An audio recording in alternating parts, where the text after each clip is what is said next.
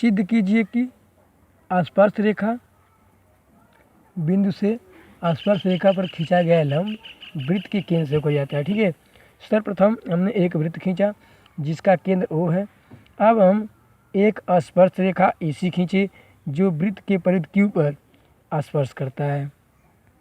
लिखेंगे दिया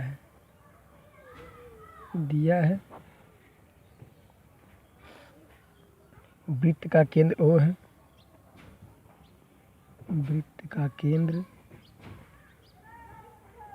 O है। ठीक है, जब वृत्त का केंद्र O है तथा आपका जो AQC यानी AQC लिखेंगे, AQC क्या है? वृत्त की स्पर्श रेखा है। क्या है आपका है? यानी तथा AQC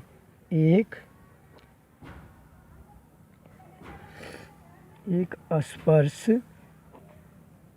रेखा है, एक स्पर्श रेखा है। स्पर्श रेखा AC, स्पर्श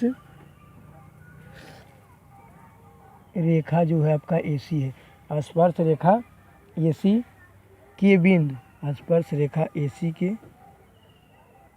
बिंदु, स्पर्श रेखा AC के बिंदु यानी स्पर्श रेखा AC की, यानी स्पर्श रेखा जो है आपका है AC के बिंदु Q से, स्पर्श रेखा के बिंदु Q से एक लंब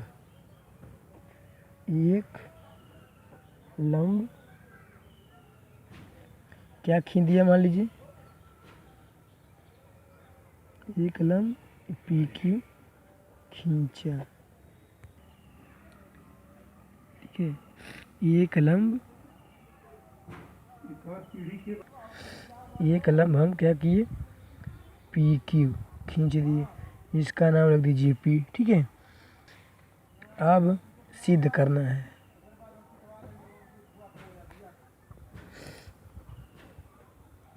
ठीक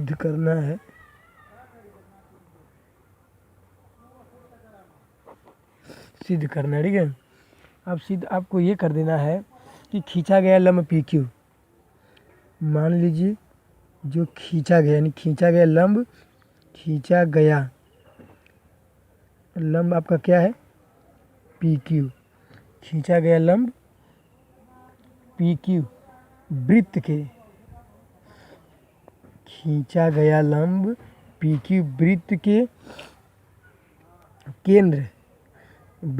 केंद्र, वृत्त के केंद्र कहाँ से जाता है? O से जाता है। वृत्त के केंद्र O से जाता है। हमने आपको ये किया है कि जो आपका एक सीधा आपको ये कर देना है कि जो आपका एक खींचा गया लंब क्या है? PQ है, वो जाता कहाँ से है? वृत्त के केंद्र मतलब O से होकर जाता है। यानी जो वृत्त की खींचा गया लंब आपका है वो वृत्त के केंद्र O से होकर जाता है। ठीक है, यही आपको सिद्ध करना है। अब आप लिखेंगे उपपत्ति।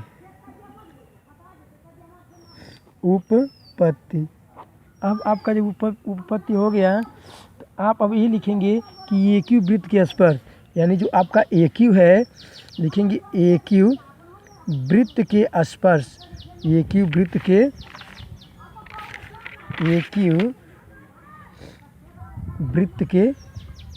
स्पर्श, AQ वृत्त के स्पर्श बिंदु कहाँ से? यानी AQ जो है आपका AQ जो है वृत्त के स्पर्श बिंदु कहाँ से? Q से। कहाँ से? Q पर स्पर्श रेखा है, Q पर स्पर्श रेखा है। यानी AQ जो है स्पर्श बिंदु Q से, Q पर क्या है? स्पर्श रेखा। AQ जो है AQ वृत्त के स्पर्श बिंदु Q पर स्पर्श रेखा। तब आपका AQ जो है ना वृत्त की त्रिज्या, AQ जो है वृत्त की त्रिज्या पर भी लंब है, पर लंब होगी। आपका ये दूसरा बाउंडेशन है कि जब आपकी वृत्त की त्रिज्या ओ क्यू है, ओ की वृत्त की त्रिज्या मानते हैं।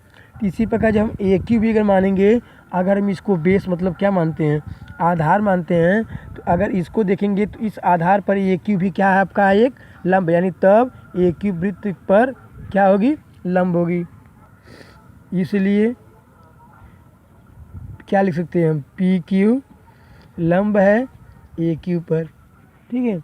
इसलिए पी क्यू रेखा, पी क्यू रेखा में, पी क्यू रेखा में वृत्त का केंद्र, वृत्त का केंद्र स्थित होगा, वृत्त का केंद्र स्थित होगा। ओपी रेखा, अब क्या लिखना है हमको, ओपी रेखा, ओपी लिखेंगे, ओपी रेखा, ओपी रेखा आपका हो जाएगा, ओपी रेखा वाली भुजा पर, ओपी रेखा वाली भुजा पर। अगर हम देखते हैं कि ओपी भुजा वाली, ओपी भुजा वाली यानी ओपी रेखा वाली भुजा पर, ओपी रेखा वाली किस पर, भुजा पर एक बिंदु क्या होगा, एक बिंदु कौन होगा, ओ होगा, एक बिंदु ओ होगा, ठीक है। एक बिंदु जब ओ होगा, जो क्या कहलाएगा, जो वृत्त का केंद्र होगा, जो वृत्त का केंद्र होगा, ठीक है। इसलिए हम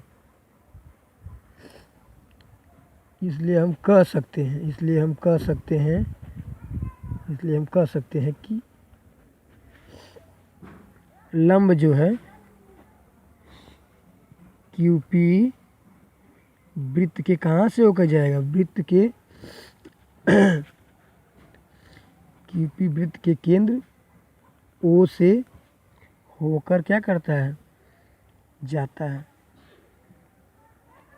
होकर जाता है, ठीक है।